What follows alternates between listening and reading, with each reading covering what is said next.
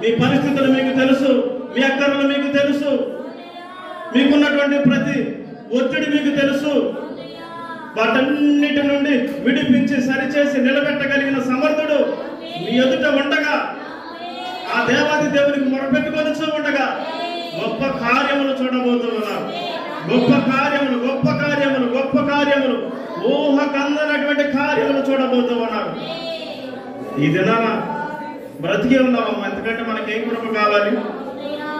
ఉన్నంతలో ఆనందంగా దేవునితో గడుపుతూ ఉన్నాం. ఎందుకంటే ఏం కావాలి? మొరపెట్టండి. మీ పరిస్థితులు మీకు తెలుసు, మీ అక్కర్లు మీకు తెలుసు.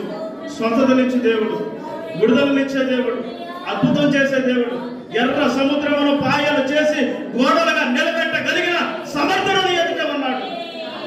ఎప్పుడైతే హృదయపూర్వకంగా రోషముగా మొరపెడతావో అప్పుడే నీకున్న బంధకాలు తెంచబడతాయి. తెంచగలిగిన సమర్థుడే నజరేయుడైనటువంటి యేసుక్రీస్తు.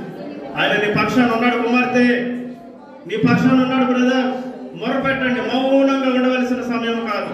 ఎక్కడైతే పడిపోయి ఉన్నావో, ఎక్కడైతే కృంగుదల, ఎక్కడైతే అపాయము, ఎక్కడైతే రోగము, ఎక్కడైతే బాధ ఉన్నదో వాటన్నిటి నుండి విడిపించడానికి సమర్థుడు ఉన్నాడు.